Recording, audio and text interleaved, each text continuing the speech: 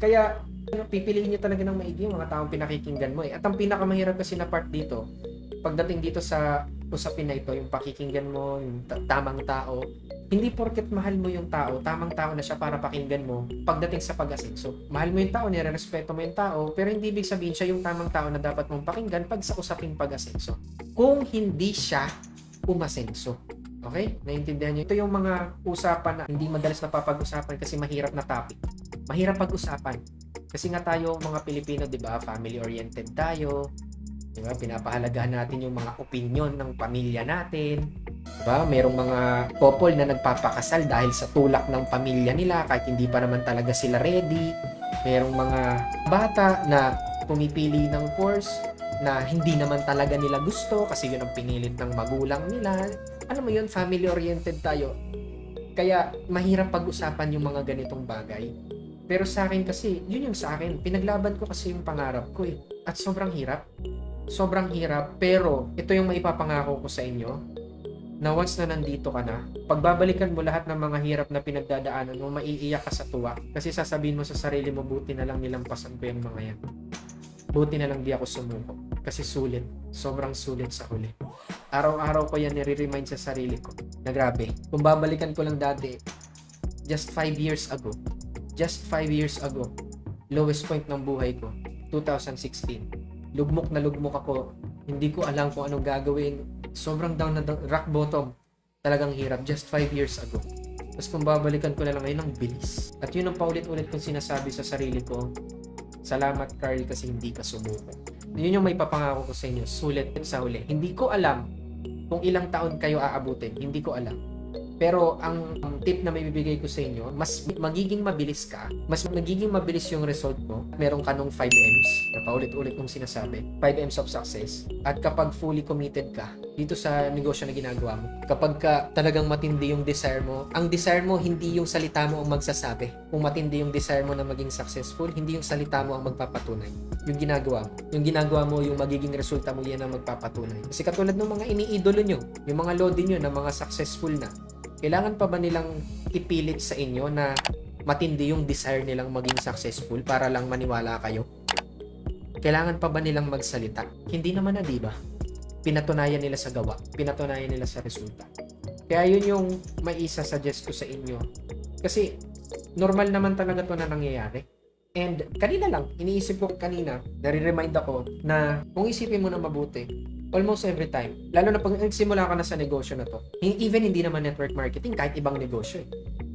Once na nagsimula ka na baguhin yung buhay mo, once na nagsimula ka magnegosyo, almost every time, ang mga taong susuporta sa'yo, ang mga taong maniniwala sa'yo, ang mga taong mag-cheer sa'yo, ang mga taong papalakpak sa'yo, sa simula, yung mga taong hindi mo kaano-ano. Yung mga taong hindi mo kakilala, hindi mo kadugo, sila pa yung naniniwala sa'yo. Kasi, hindi kasi nila alam yung past mo eh. Ang nakikita nila kung ano yung future mo. Nakakatuwang isipin na ganun, di ba? Ang ironic, kung sino pa yung mga taong malalapit sa'yo, kung sino pa yung mga tao na nakasama mo ng matagal na panahon, kung sino pa yung mga kadugo mo, madalas sila pa yung unang-unang hihila sa'yo pababa. Ngayon, hindi naman ibig sabihin nun kontrabida sila.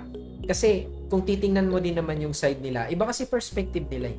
Kilala ka kasi nila eh. Yun nga yun eh. Ang nakikita nila sa'yo ay past mo at hindi naman kasi sila na-train na tingnan yung magandang future ahead of you. Hindi naman sila na-train na ganito. Hindi naman nila alam tong mga bagay na to. Kaya para sa kanila, yung panghihila nila sa'yo pababa ay para maging safe ka. Kung baga, imaginein mo yung ganito na senaryo. Kung get ka sa mataas na lugar, hinihila ka nila pababa kasi ang isip nila, delikado dyan, baka malaglag ka. Parang ganun. Kaya, kung magiging ganun yung perspective mo, hindi mo na makikita na kontrabida sila eh. Pero that doesn't mean ito-tolerate mo sila. Katulad nung sinasabi ko dito sa sagot ko dito kay Ansel, na kapag ganyang hinaharas ka na talaga, i-block mo, humiwalay ka, lumayo ka para hindi ka na nila makontak, di mo na sila makausap, di mo na sila marinig, wala ka na makita about sa kanila. Kasi ginawa ko din yan before. Sa mga family member ko, kung meron akong family member na friend na ang daming reklamo sa buhay, puro negative ang mga pinagpo-post, mga walang kakwenta-kwenta, ina-unfollow ko. Ito yung malupit, even magulang ko. Pag hindi ko nagugustuhan yung pinopost nila, ina-unfollow ko. Bakit? Bakit ko sisirain yung araw ko? Alam mo yun, bakit ko sisirain yung araw ko? Pwede kong piliin yung mga taong pinakikinggan ko. Yun nga katulad nung sinabi ko, ang hirap nitong topic na to kasi nga, family-oriented tayo Pero kung hindi naman kasi talaga maganda yung ginagawa nila, kung toxic na talaga sila, bakit mo sila tinotolerate? Pwede ka namang lumayo. Yan ay kung talagang seryoso ka, kung talagang desidido ka. Kasi ako seryoso ako pinatunayan ko naman Kaya yun yung iisipin nyo palagi na most of the time talaga ganun. Hindi yung mga family members mo, yung mga kaibigan mo, kakilala mo ang maniniwala sa'yo kasi hindi sila trained na makita ka bilang someone na magiging successful. Hindi sila na-train na ganun. Tayong mga tao by default, ang palagi lang natin nakikita sa kapwa natin kung ano yung mali nila. Di ba meron nga tayong kasabihan na kapag gumawa ka ng siyam na magandang bagay, tapos gumawa ka lang ng isa lang na pangit, makakalimutan na ng tao yung siyam na magandang bagay na ginawa mo. Yung isang pangit na lang palagi yung maaalala nila, yung isang pangit na lang palagi yung paulit-ulit nilang sasabihin sa'yo, pero lahat ng ginawa mong maganda para sa kanila, nakalimutan na nila. Di ba ganun? Kasi nga tayong tao, by default, ganun. Kaya, ganun kanila tingnan. Yung mga kilala mo, kaibigan mo, kamag-anak mo, almost every time. Hindi naman lahat kasi merong ibang pamilya sumusuporta naman. So kung ikaw, sinusuportahan ka ng pamilya mo, mga kaibigan mo, kamag-anak mo, isa ka sa mga tinatawag ng mga pinagpala. Yung sa mga masuswerte.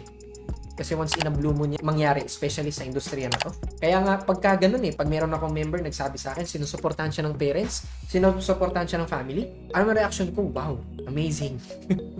Congrats. Kasi once in a blue moon yan mangyari. Kaya wag mo i-take advantage yun. Sana pahalagahan mo, sana sulitin mo kasi hindi pang habang buhay susuporta sila sa'yo. Kasi inaabangan nila yung resulta mo. Ngayon, kung ikaw ay hindi sinusuportahan, welcome to the club. Anong bago? Kung hindi ka sinusuportahan ng family mo, ng mga kaibigan mo, parents mo, anong bago?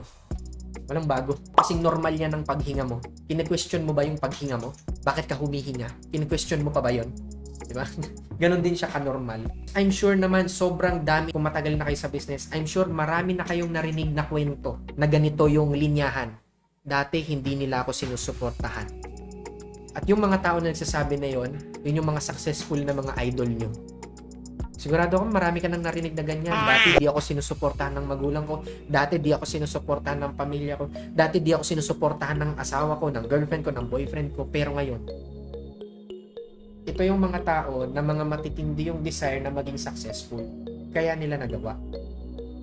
Na despite the fact na ganyan, hindi sila sinusuportahan ng mga taong malalapit sa kanila kasi masakit yun Yun nga yung isa sa mga matinding challenge ng mga baguhan na marami yung pumapalpak. Kasi kayong mga baguhan, parang nire-require nyo yung pamilya nyo na sumuporta. Hindi mo sila pwedeng i-require na ganun. Ikaw nga mismo ayaw mo na pinipilit ka sa isang bagay na ayaw mo. Bakit mo sila pipilitin kung ayaw nila? Diba? So fair lang yun. Kumbaga. Kaya yun yung palagi nyo na i-remind sa sarili nyo. Kung hindi kayo sinusuportahan, okay na yan. Sa ngayon, ganun talaga. Pero gamitin nyo silang as motivation. Someday, dadating din yung time na itong mga tao na to na hindi naniniwala sa'yo, sila rin yung mga taong magko-congratulate sa'yo pag naging successful ka. Ganun talaga Kahit balik ta rin mo pa tong planeta na to, ganun talaga Okay? So, yun. Nasa sa inyo yan. Nasa sa'yo yan. Gaano mo kagusto? Gaano kalakas yung desire mo na maging successful? Nagbigay lang ako sa inyo ng ginawa ko, ng senaryo ko, pero nasa sa'yo kung gagawin mo. Bahala. And hindi mo kailangan na awayin sila, hindi mo na kailangan na sabihin pa sila ng kung ano-ano. Hayaan mo na lang yung success mo, yung gumanti para sa'yo. By gumanti, ibig sabihin is, pag naging successful ka, itong mga taong sinasabi sa'yo na ganyan, kung ano mga walang kwentang sinasabi sa'yo, pag naging successful ka, sampal na sa mga mukha nila yung pinagsasabi nila sa'yo kasi I'm sure maaalala nila yun Wala ka nang kailangan sabihin, di mo na kailangan umulit. Di mo na kailangan gumanti sa kanila literally. Yung success mo, yung ganti, yun na yun. Naging successful ka, yun na yung mismong ganti. Wala ka nang kailangan sabihin o gawin. Nasampal na yung mga pagmumukha nila ng success mo. Hayaan mo na lang na yung success mo yung gumanti para sa'yo. Yun ang ibig kong sabihin. Okay?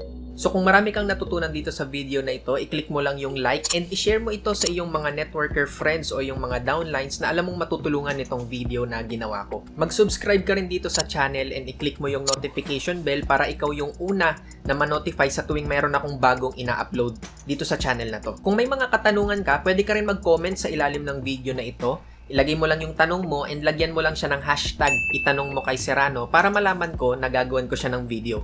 So kung wala pang ibang nagtatanong nitong tanong mo, gagawin ko siya ng video. Meron rin pala akong ginawang ebook na siguradong makakatulong sa'yo para makakuha ka ng unlimited na prospect para sa negosyo mo. So sa ebook na ito, tuturo ko sa'yo yung mga paraan para mabawasan yung rejections na natatanggap mo sa negosyo mo at bibigyan rin kita ng mga exact scripts na sasabihin mo sa prospect mo para maging interesado sila sa kung ano man yung inaalok mo, halos copy-paste na lang yung gagawin mo.